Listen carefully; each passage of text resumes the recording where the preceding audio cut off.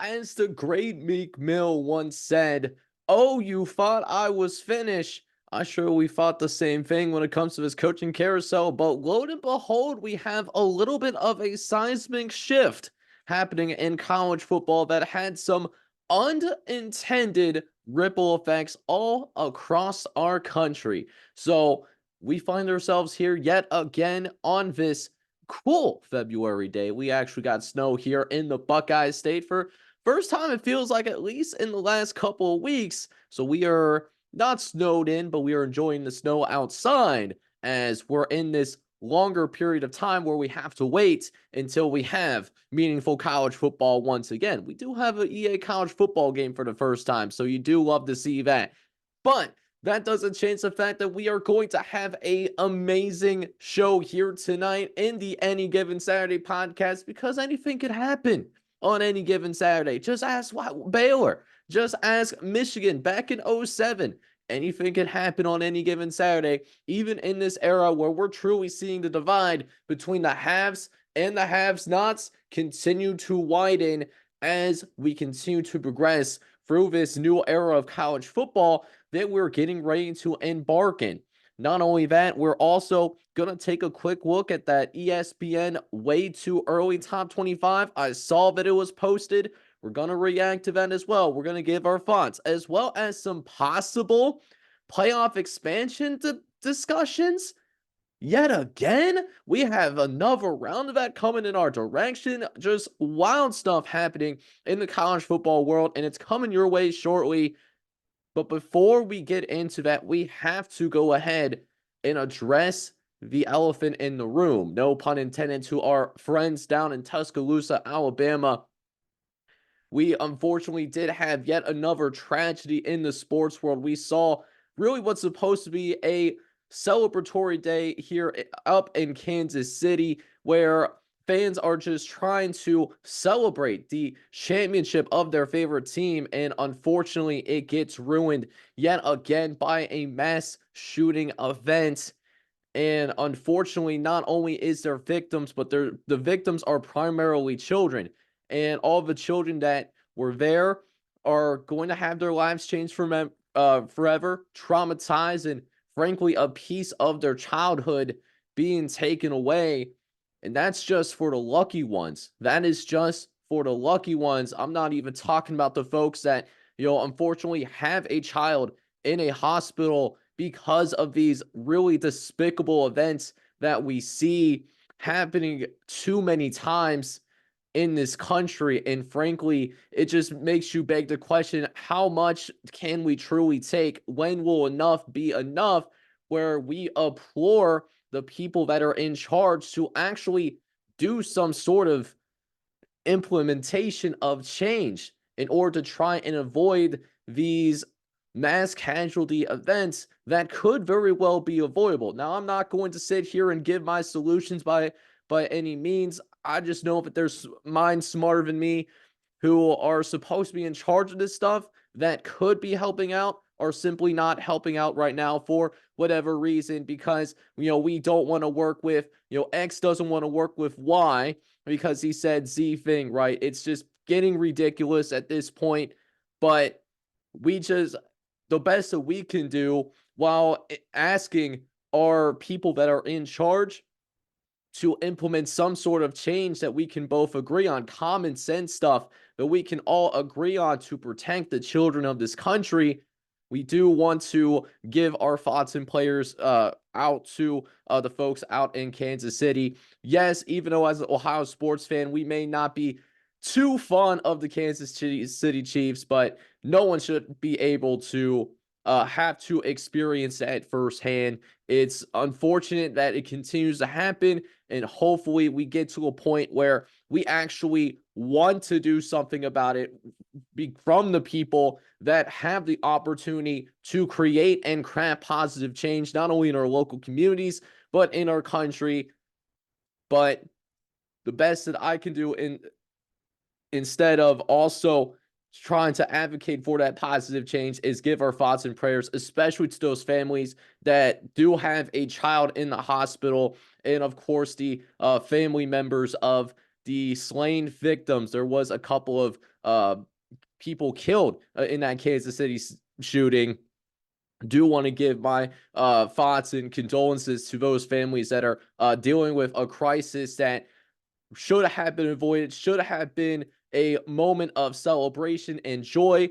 And instead, it becomes one of the worst moments of those young people's lives. It's awful to see. And, you just hope that they can make a full recovery and that they can get the physical and mental therapy that they can be provided with so that they can heal from this really devastating tragedy. So my thoughts and prayers are out to those that are in the Kansas City community.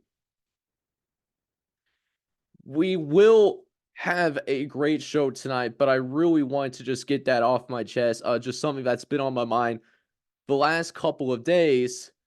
So now that that's all said in the best way that I could possibly say, because I cannot imagine what it is like to be the parents of a loved one that's been involved in a mass shooting event, not just the one that we saw in Kansas City, but also other mass shooting events that we've seen too many times around this country. We do have a really great show tonight, and I hope you stick around for the full thing. I hope that you're not turned off by the spiel that I just gave out. If you're tired of it, then implore your representatives to do something about it instead of just turning my video off or turning this full podcast off. But like I said, we do have a great show tonight, and we do have some really intriguing stuff happening in the wheels of the coaching carousel, don't you think? The wheels of the coaching carousel, I thought we were done. I truly thought we were finished, but it turns out we are not completely finished now, aren't we? Now, the last time that we came on here a couple of weeks ago, Boston College lost their head coach. Instead of, and it's not to who you think it was. Jeff Hafley was the previous head coach at Boston College. Instead of leaving for maybe another Power 5 coaching opportunity at the college level, he's moved on to the NFL. He's with the Green Bay Packers as a defensive coordinator. And since then, in the last couple of weeks, we've been looking to see what Boston College does to go about filling that vacancy.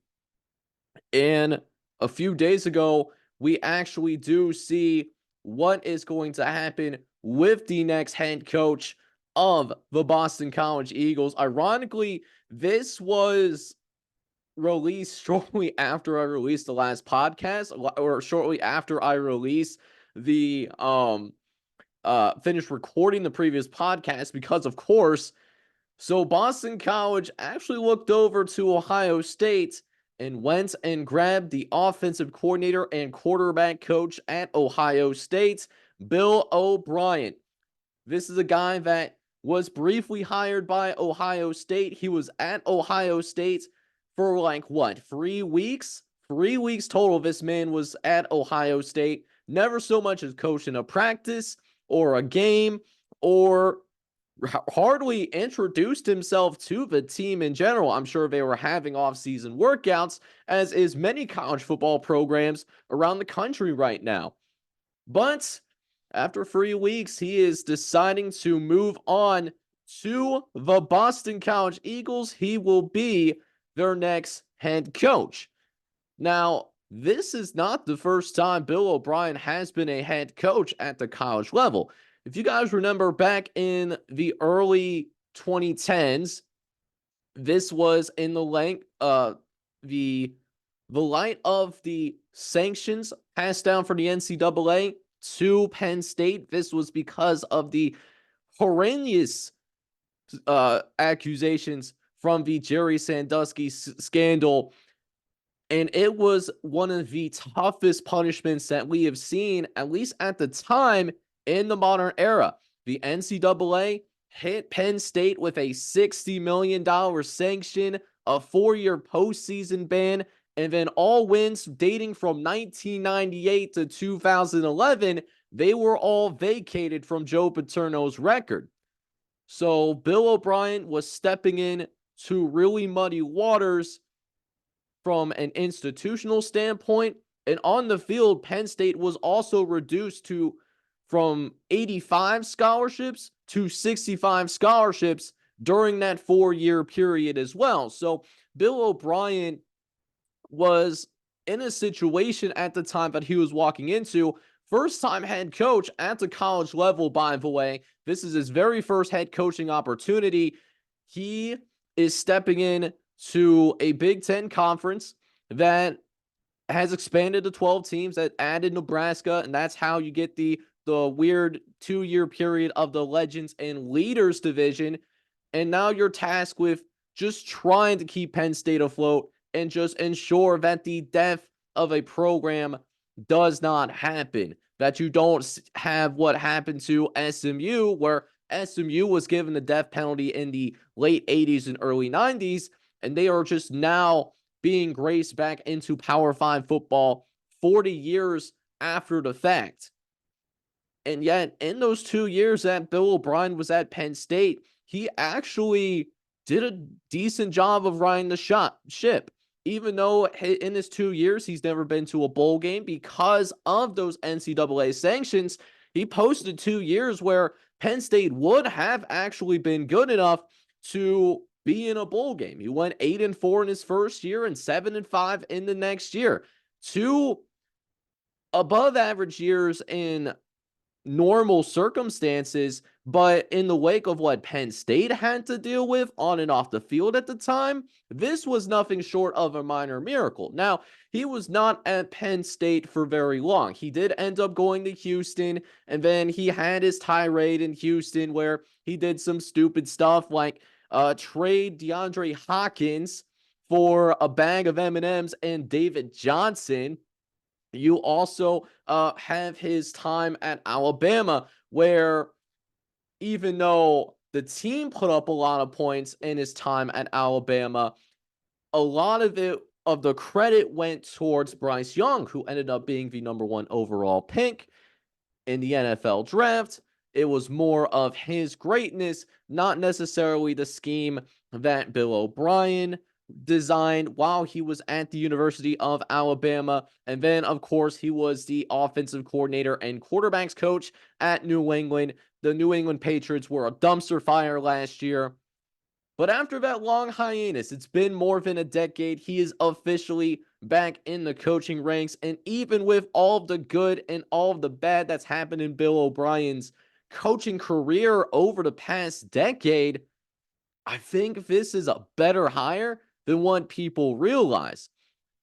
First and foremost, Bill O'Brien is very familiar with the general area of what we got going on in the Boston area. He was a man that was born and raised in Boston. He was born in Boston back in 1969. And he also knows the geographical footprint of the area because of his time coaching at Penn State. Penn State, being in that same general area as Boston College in that northeastern part of the country. So he knows the northeastern part of the country really well.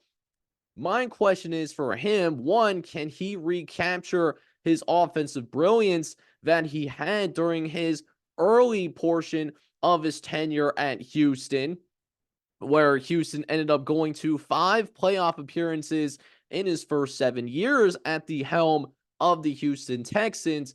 And also, will he actually stay long term? I know there are some folks at Boston College that weren't too terribly happy with Jeff Hapley, but then he takes them to a bowl game, wins the bowl game unexpectedly against SMU, only to leave to go and be a defensive coordinator in the NFL.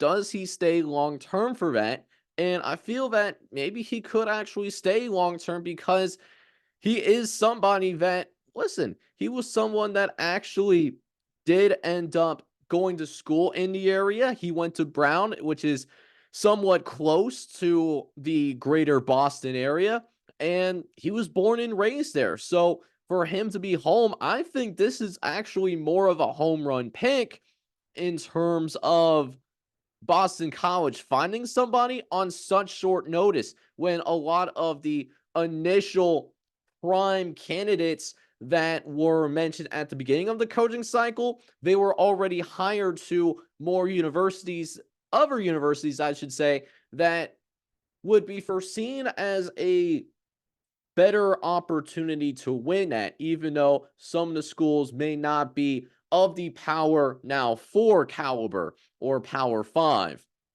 So I like the hire by Boston College here. I actually think this is a B plus to A minus hire. I'm higher on this. Now, at first, I wasn't like in love with it necessarily because of what Bill O'Brien has done of recent, more so in his time in New England. But as I dig into the resume and what he's done at the college level and just getting to know Bill O'Brien, the person, I think this makes a lot of sense for Boston College. And if there's anyone that maybe could return Boston College to a little bit more prominence, just like what we saw in the days of Matt Ryan, for example. Matt Ryan had Boston College in the hunt for a national title. They were right there in that, you guys. This was a time when Matt Ryan was playing for the Boston College Eagles, and in a time where we're seeing Clemson, maybe not necessarily in a slippery slope kind of decline, but they're not at 100% efficiency like we have seen from Clemson in the 2010s, early 2020s, 2021. Could Boston College carve a path, especially in the 12-team playoff system? Because remember, if you can get to 9-3, 10-2, then you put yourself in the hunt to make the college football playoff. Boston College wasn't too far from that at 7-6. So you're telling me you could find a way to win a couple more games here or there? You're in the discussion for a playoff spot in this new era? Is certainly not out of the realm of possibility. So I know there were some people out there that were a little bit more mixed about the Bill O'Brien hiring, but because of the fact that he is from Boston, born and raised, and because of what he was able to do in those tumultuous circumstances at Penn State, I'm actually higher up on this, higher than a lot of people. I think Bill O'Brien can do an excellent job at Boston College if he is given enough time to implement a good culture and learn from his mistakes from when he was the head coach of the Houston Texans. I'm really intrigued to see how Boston College does in his first year with Bill O'Brien at the helm. Now, in light of all this, that does end up meaning that we did have Ohio State, on the other hand, well, they had to go and get themselves a new offensive coordinator. Now, that being said, Ohio State, it didn't take them very long to find themselves a new coordinator. When Ohio State calls, a lot of the top coaches usually respond, or at least the more prominent ones. And sure enough, we quickly found out who was going to be the new offensive coordinator at Ohio State. And Chip Kelly is the head coach at UCLA. He's going to be leaving his head coaching job at UCLA to go be an offensive coordinator at Ohio State. Now, first and foremost, can we talk about just how diabolical that is to do that kind of thing where you got yourself in a spot where in your own conference, mind you, in your own conference, we saw this happen where a coach leaves and then goes on and becomes a coordinator within your conference, within your actual conference. This is absolutely wild to think about here, guys. That is absolutely wild to think about here, man. Like taking a head coach from your own conference and bringing him over to your staff. It's, lack of a better term, that is some absolutely nasty work. Nasty work. that Chip Kelly that they did with that Chip Kelly situation. A coach that does have prominent experience at Oregon, at UCLA. Oregon taking them to a 12-1 record. Actually, the 4 years that he was at Oregon, he had double-digit win seasons all 4 years that he was at Oregon, and then he went on to the NFL, wasn't as successful at the NFL, had a losing record with the Philadelphia Eagles and the San Francisco 49ers. He then ends up returning back to UCLA, and in his 6 years at UCLA, he was fine. He ends up posting 8 or more wins in his last 3 years at UCLA. 2 of those including bowl game appearances. The 2021 bowl game did end up getting canceled, but UCLA had some momentum going into the offseason. They came in, they won the LA Bowl against Boise State. Some were thinking Boise State was going to win that bowl game. I liked the hire, but I didn't love the hire. So here's how I look at it from the play calling perspective, because Ryan Day is giving up play calling for this upcoming season. So it'll be expected that if you're going to give Bill O'Brien play calling duties while he was your offensive coordinator for like 5 minutes, you would think that Chip Kelly would also be handling those play calling duties as well. And why I liked the hire instead of loving the hire is that, yes, Chip Kelly is absolutely an experienced offensive mind, that he has the track record from his time at Oregon and also has NFL experience as well. But his UCLA offense that he had in his last season as the head coach, he ends up finishing 84th out of 133 teams in the FBS. His offenses were averaging 23.8 points a game, less than 24 points a game. His team was in the bottom half. Now, they did have some injuries happen at the quarterback position, and Ohio State, they have a higher level of talent than what UCLA has. So, what I wonder is, can he kind of turn back the clock, so to speak, on whether or not he can be the key that gets the Ohio State engine running? Last year, what we saw in Ohio State was a defense that was a national championship contender. That was one of the best defenses in all of college football last season. Matter of fact, you want to talk about how good that Ohio State defense was in 2023? This was a top 5 defense, a defense that was number 2 in the country when we are talking about points per game. Ohio State allowed less than 12 points a game.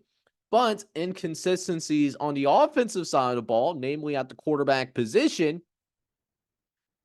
that held Ohio State back, that hurt them in the Michigan game, and that ended up costing them a playoff appearance. And in the bowl game, the defense did what it needed to do. It only allowed really explosive Missouri offense to 14 points. Now, if we went back to 2020, 2021, that 2019 time before COVID, if you would have went back in time a few years and you told an Ohio State fan that, okay, your defense allowed 14 points in a single game, that Ohio State fan would have probably thought y'all won the game and won the game extremely handily. But it didn't happen in that Cotton Bowl. Missouri ended up winning Cotton Bowl 14-3. Now, Ohio State did address their concerns that they have on the offensive side of the ball. They have who I presume is going to be a bridge quarterback in Will Smith coming from Kansas State. And then you might have the future in either Aaron Nolan or Julian Sayin as well. Could be your future at the quarterback position, at least one of those two. To me, Devin Brown might be the odd man out. He might transfer, but we'll see what ends up happening after we do end up having the the spring game, spring ball. Usually we'll see some more transfers happening around that time. So can Chip Kelly find his touch again now that he has more talent? And if he can, Ohio State is going to be a legitimate contender for a national championship. But it's just kind of in that same breath as Bill O'Brien, in the sense that, yeah, he's good, or he might still be good, but he also might be past his prime as well. That is concern, but a prominent name that has NFL experience could it turn it around at Ohio State offensively, where we see more production at the quarterback position? That remains to be seen. But I mainly talk about that, though, as I need some water. We're a firsty boy, of course, over here. We mainly talk about that because now all of a sudden UCLA is in need of a head coach. And when I heard this name in terms of who they actually went to hire who this new head coach is going to be honest with you, I had to look at the Wikipedia page. I had to go do a Google search because when I heard this name called, I really was not familiar with his name at all. Deshaun Xavier Foster, a former UCLA alumni back in the late 1900s, early 2000s. I know I just dated some people saying that. Let me try to say that a little bit. He was late 1990s, early 2000s. He was at UCLA. He was a running back at UCLA. So UCLA alumni, he gets named the new head coach in wake of Chip Kelly departing, and he will become the 19th head coach in the history of the UCLA football program. Now, Deshaun Foster has had a lucrative playing career in his time at college, as well as having a somewhat successful NFL career. He was someone that ended up being an All-American by the time his senior year ended up rolling around.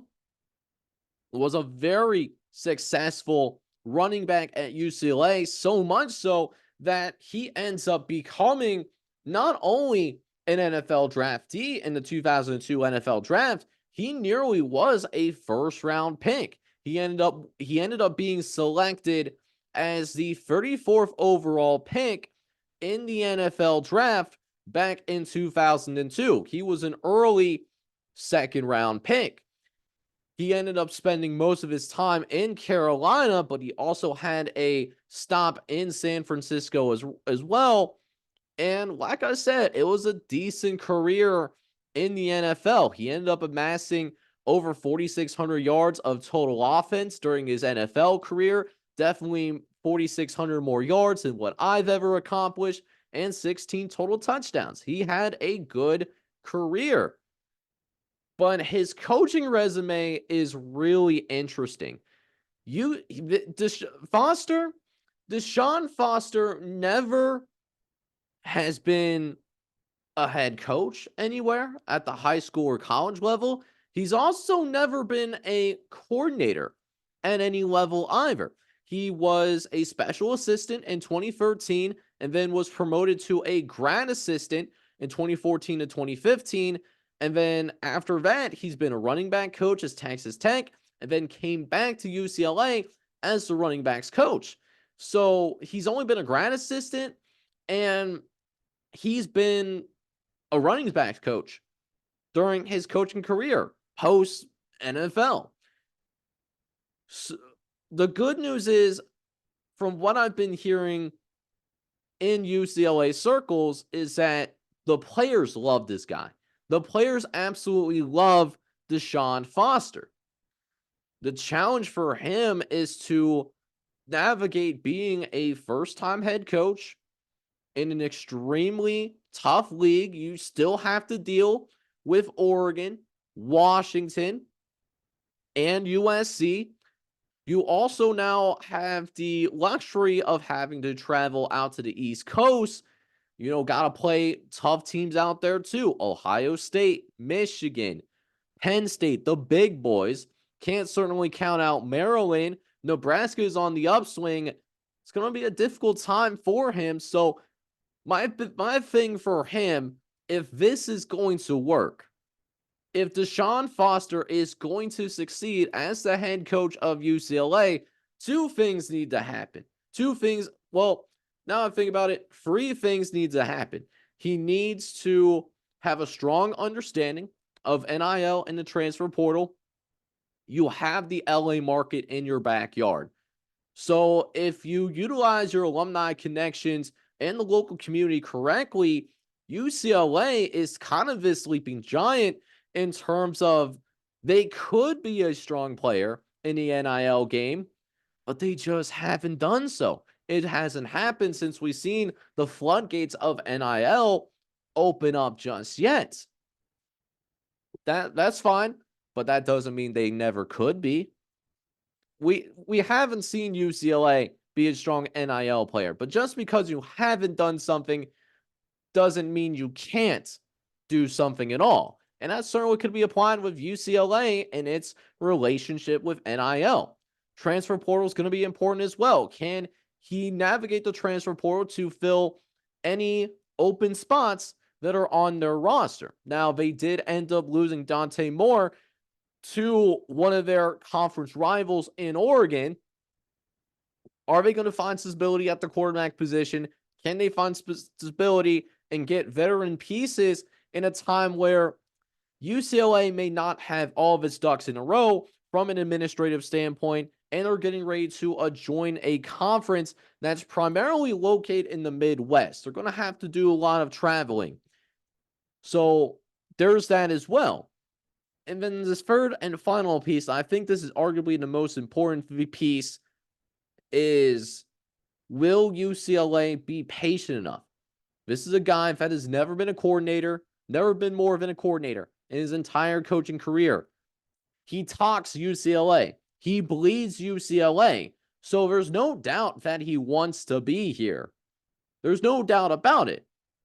But can the administration, can the athletic department at UCLA be patient enough with this young man?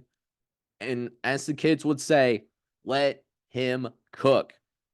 Because there's a real possibility in year number one, it could be a bumpy ride for the Bruins.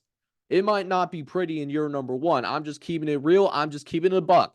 But if you let him be patient and let him build this program in his image, and he can do the other things like work NIL, work the transfer portal, even though he's never been more than an offensive coordinator, that doesn't mean he can't succeed. He can be successful. He's just going to need some time. And I think he also needs to be cognizant of bringing in folks that fit his vision and fits the culture that he wants to build at UCLA moving forward, but also have experience. Because when you tackle non-experience with more non-experience, it could get messy. It's part of why I'm a little bit concerned with Michigan, seeing them hire from within when you have a first-time head coach, and now you're bringing in a bunch of first-time coordinators as well. It could get a little messy. It could get a little spicy. Could see Michigan take a step back. It's not about Michigan, though. It's about UCLA. But if Deshaun Foster can do all those things, I think he's going to be fine. I think he's going to be fine, even though he is a first-time head coach, and it's going to be a unique challenge. It's going to be a unique challenge taking your alma mater. And I think about it like this because I have a buddy that is coaching cross country at my alma mater. He was at my alma mater at the same time that I was. If anyone can sell a university, it's an alumni in a positive way. So he has that going for him. The players do love him. As long as you have the locker room, you at least have a chance. So, listen, I'm going to wish him the best of luck. Big Ten ain't going to be easy. It might not be the SEC. But I'll say this, though. That Big Ten is not going to be easy either. I'm going to tell you that much right now. Man, isn't this just an extraordinary time right now? An extraordinary time to be alive.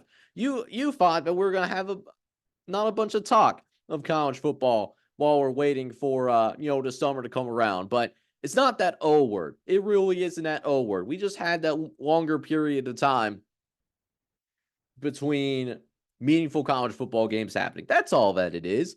We don't do that O word around here. If you're enjoying this, by the way, I would absolutely encourage you to go ahead, hit that like button, hit that subscribe button. There's a lot of you out there that are watching this podcast on YouTube and you're not subscribed. And all I think and ask of you is, what are we doing? What are we actually doing here? And so it would just help me out tremendously. And it only takes a few seconds to do is hit that like button first and foremost. Hit that subscribe button as well. Hit that subscribe button too. We can grow this college football community from the ground up because I truly believe that this is something that could be done year round. I've seen it happen before, and I wanted to make it happen here as well. So that would just really warm my heart if you could do both those things.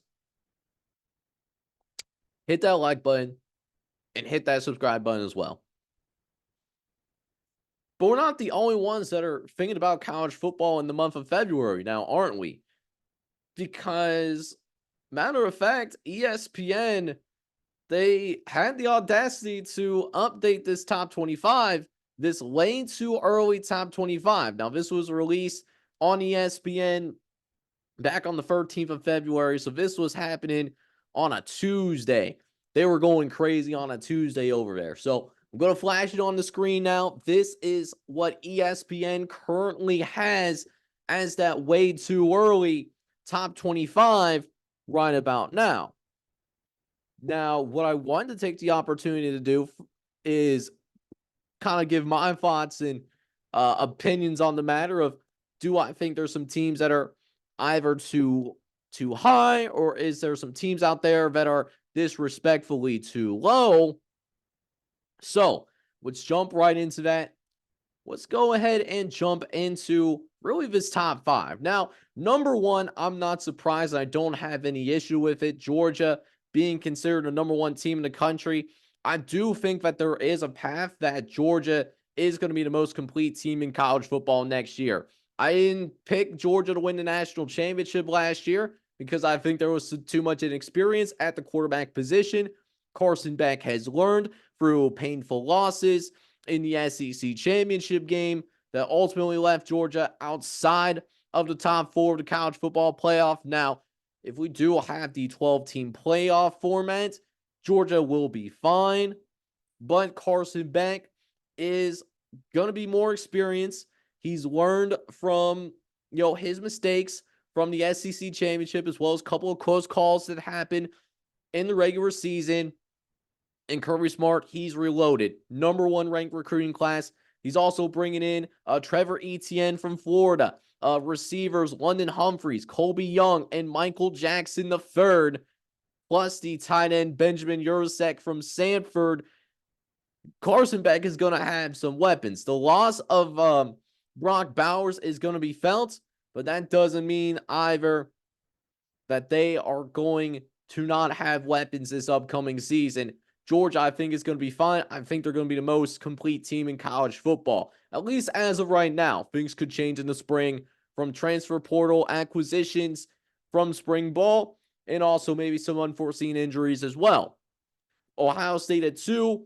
Ohio State, I definitely see the hype behind Ohio State. They're arguably the biggest winners in the transfer portal. They brought in Will Howard. They also bring in Quinson Junkins and Caleb Downs from Alabama.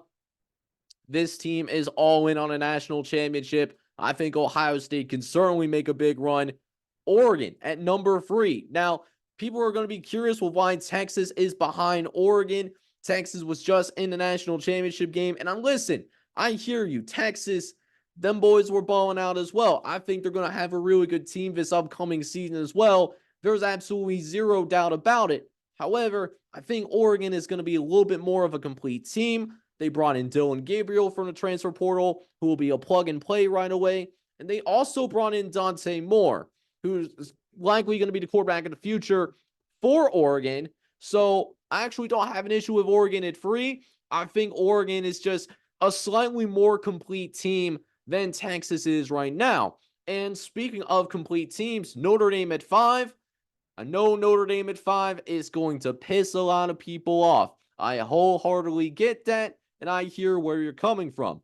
However, I do think that Notre Dame is a sneaky pick to win a national championship. We talk about it in my way too early predictions for the 2024 season. I said that Notre Dame is right up there with Oregon and Georgia in terms of my metrics that I track to go and win a national championship, trying to predict that stuff.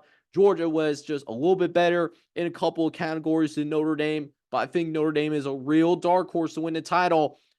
I think they're not being talked about enough in that matter. So Notre Dame at 5, I'm cool with.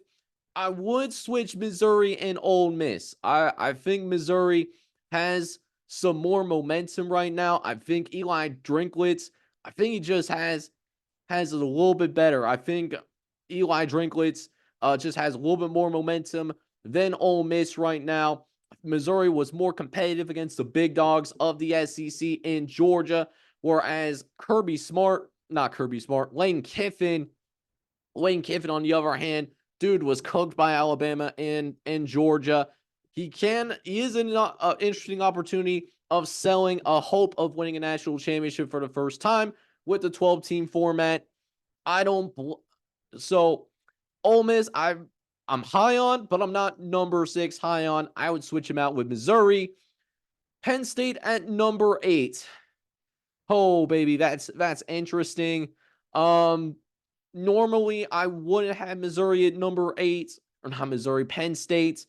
I would have Alabama ahead of them if it wasn't for the retiring of Nick Saban. I'm curious to see what happens with Kalen DeBoer taking over. So Penn State and Alabama, I'm fine with. Looking through it, Michigan at 13, I think that's too high for me. I think Michigan at 13, well, first of all, they are losing a significant chunk of their production to the NFL. They lost not only their head coach, but several assistants. So I think the team in general is going to be more inexperienced than what people realize. Plus, that coaching staff is not too experienced themselves. They did a lot of hiring from within, guys that are in spots that they're not used to. I think if there's any team in the top 25 that could definitely fall out by the end of the season, I certainly think Michigan would be that team. They got to play Texas, USC, and Oregon, plus go on the road and take on Washington and Ohio State. I think Michigan is a contender to possibly fall out of that top 25. Florida State at 15. I would move Florida State up at least past Michigan in these rankings. Probably, I would move them up between Utah and Arizona. Florida State got screwed. They lost some of that sympathy, the way that the end of the season was with their drubbing against Georgia. But I think Coach Norvell is going to be pissed off. I have a feeling that Florida State is going to come into the season with bad intentions. I think Florida State is a top 10, borderline top 5 team in the country. So watch out for Florida State. Okay, what do we else got? Some other things happening around the country. We'll go towards the bottom here because I'm cool with a lot of these other rankings from 16 to 22. Towards the bottom. Okay, so Kentucky, I just don't think has a lot of momentum on its time right now. They've dropped 5 or more games in the past 4 or 5 seasons. I think there's some other teams that are more deserving. I would take Kentucky and Texas A&M out. I don't think so why not Miami? Miami, I know they had the same record posted as Kentucky and Texas A&M, even though the SEC is admittedly better than the ACC, but I think Miami has a positive direction going up.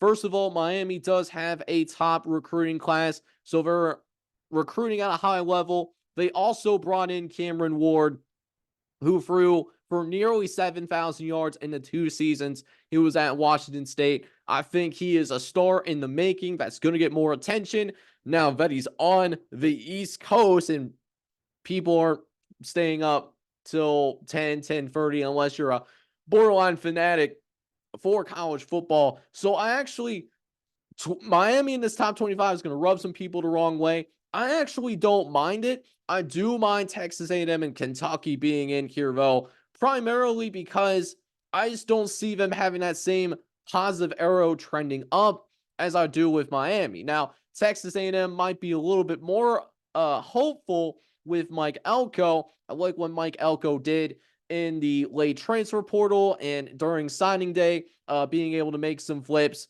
but I just got to see it to believe it, man. Before I could comfortably rank Texas A&M. They have one of the top talent rosters in the country, but can they put it all together? I'm just kind of going to wait and see with what Mike Elko does on the field per se. That being said, though, the two teams that I would probably consider ranking is West Virginia, definitely being one. I would absolutely rank the Mountaineers. West Virginia, borderline 10-win season. I love that Neil Brown has done. He was on the hot seat this year. That is no longer the case. And all of a sudden, West Virginia, they could be one of the top dogs in the Big 12 now that you have the departures of Texas and also Oklahoma. I think West Virginia can certainly be in the upper echelons of the Big 12 conference. And then for my final team, I would put Boise State in there. Now, do I think Boise State will be the team that will make the college football playoff? No, I wouldn't have them as the first. I would lean towards Liberty. I do think Boise State will have a little bit more momentum. Boise State making that change at head coach, and it lit a fire under their butts, able to win the rest of their games in the regular season after that interim coach did end up taking over, won the Mountain West Championship, won the bowl. No, did he win the bowl game? I think he did end up winning that bowl game. Not 100% sure, though. Like what they're doing at Boise State. Plus, they got Malachi Nelson out of USC, one of the top quarterbacks from the 2023 recruiting class. I think there's a lot of energy around that Boise State program, so I would slide them into that top 25. But let me know down in the comments section what you think. Do you think there's a team in this top 25 from ESPN that is too high or too low? And if you disagree with me, or agree with what I'm saying. You know, I love positive comments as well. Don't get me wrong. Let me know down in the comment section as well. Speaking of that comment section, by the way, since we're in that extended period of time where we are going to have to wait for meaningful college football to be played yet again, this is a great time. If you have a question that is on your mind that is college football related, that you want to ask me, let me know down in the comment section as well. And I will include it in a future podcast. I'm certainly not afraid of any or every question that is college football related. And I just love to hear what's on your mind as well. So definitely keep that in mind if you're enjoying this podcast here tonight. Last thing that is really on the peripherals, I've been seeing some chatter about possible playoff expansion. Now, you're probably thinking to yourself, Jake, we just had an expansion. We just went from 4 to 12 teams. How could they be thinking about expansion yet again? Your guess is as good as mine, boss. Your guess is as good as mine. The college football playoff is set to expand to 12 teams during the next football season, but there are some that are hoping to grow beyond that in the future. Per Ross Dellinger of Yahoo Sports, the current Big Ten commissioner and Tony Patetti has had discussions of possibly moving to 14 or even 16 teams with multiple automatic qualifiers to major conferences. And this is pointing out to, because the 4 power leagues, you know, you have the ACC that's expanded to 17 teams. You also have the Big Ten that has 18, SEC with 16 teams in its conference. And it's just I don't know, man. I think it's getting to a point where we have to really decide what's more important here. We have two subdivisions of Division 1 football. We have the FBS, and then we also have the FCS as well for Division 1 football. Now, if this is your first time hearing about these subdivision names, the FCS stands for Football Championship Subdivision. Their national champion was traditionally decided by a playoff system. A playoff system, and that's it. There's hardly any bowl games. We'll put it like that. Or at least the bowl games weren't a prominent feature of the FCS postseason. The football bowl subdivision, at least until a few years ago, was primarily focused on the bowl season, in the bowl games. And we, in this 4-team format, have already seen the desecration of the bowl games. We're seeing more likely nowadays bowl games being less important because best players that are possible NFL talents or are going to be entering in the transfer portal, they are opting out of these bowl games. So at this point, we have to really sit back and decide for ourselves, do we want to have a bowl season still, or should we just go all in the playoff? Because I think we're starting to get to a point where, listen, we're at 12 teams now. The opt-outs are already somewhat egregious when we had just a 4-team field. And now we're expanding to 12. That's only going to get worse. That is only going to get worse. That is not going to get any better by any means. So we have to decide for ourselves, do we want to continue to have a bowl season, or do we want to go in on this college football playoff? Because from my standpoint and from my vantage point, I simply don't believe that we can do both. We got to do one or the other. Now, if we end up continuing to lean in towards this college football playoff, me personally, I think that we should move towards the FCS system of deciding a national champion. We don't have any other bowl games, and we just have a 24-team playoff to decide who wins the national championship. You go and have, well, right now you have 9 conferences. The Pac-12 has been effectively dissolved. So let's say you get an automatic bid if you win your conference, just like you would at the FCS level. And then with 9 automatic bids, that still leaves 15 at-large bids. So anyone that's in the top 15, top 20 should still get in and compete for this national championship. Now, unfortunately, this would leave many of the teams out because many teams don't have that realistic shot of making it into a 24-team playoff unless they find a way to win their smaller conference. It would be a bigger power conference invitational. But we are already going in this direction anyways. And I'm not for that. I'm not against that. I'm laying out the options for us because we got to do one or the other. I don't think that we can do both and do it effectively, right? So that's one option. Just get rid of all of these lesser bowl games, go to a 24-team playoff like the FCS has, and have 9 automatic bids, 1 bid for each conference, and then 15 at-large bids for the remaining playoff spots to determine a national champion. Now, under this format as well, we would probably have to go about getting rid of conference championship games because I think this is going to be a problem when we get to this 12-team playoff as well.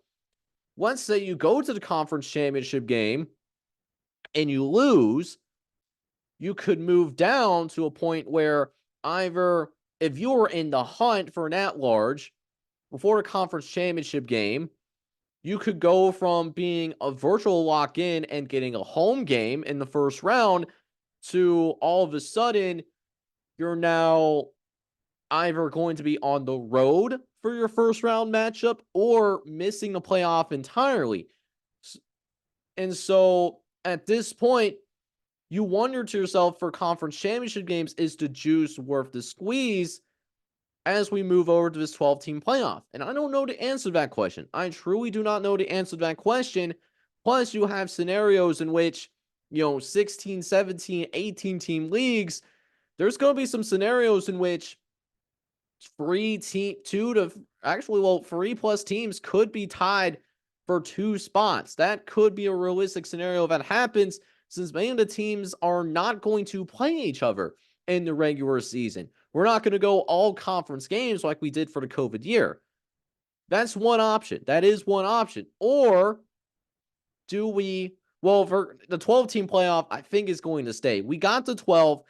They're not going to bring it back down to 4. That's not realistic.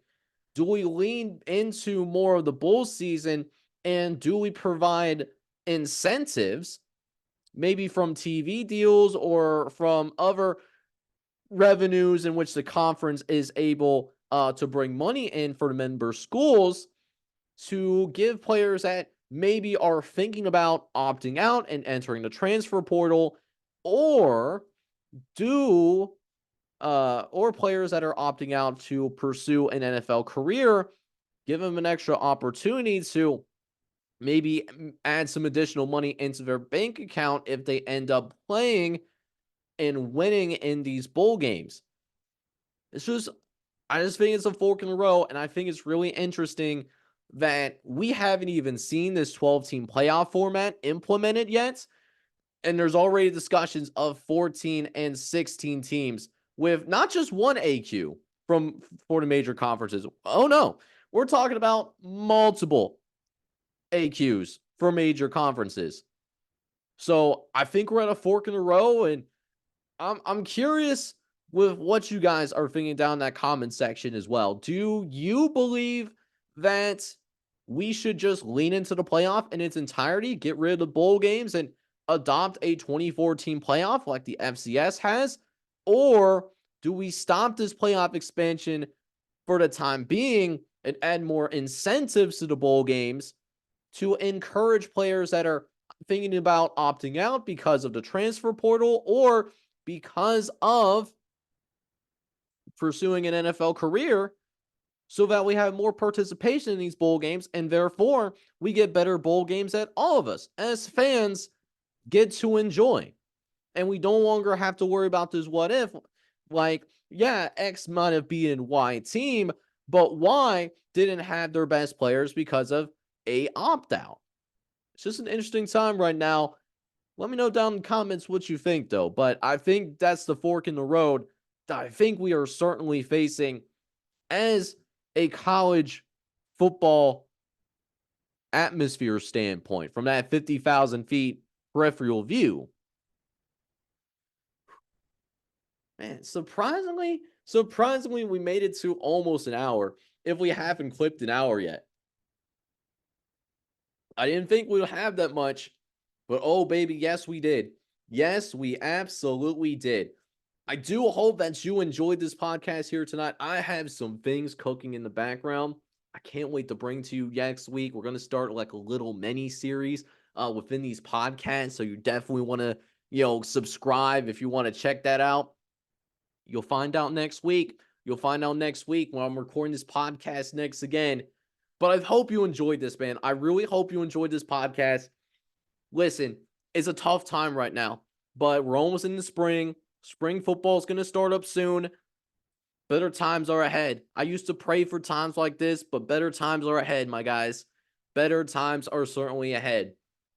Hope you enjoyed this whole thing. If you made it all the way through, as Kevin Durant said to his mom when he won the MVP, you the real MVP. I truly appreciate that. And you could show that appreciation and love back to me by doing just a couple of things that only takes a few seconds. Hit that like button, and then also hit that subscribe button as well if you do have to be brand new to the Any Given Saturday podcast, where anything could happen on any given Saturday.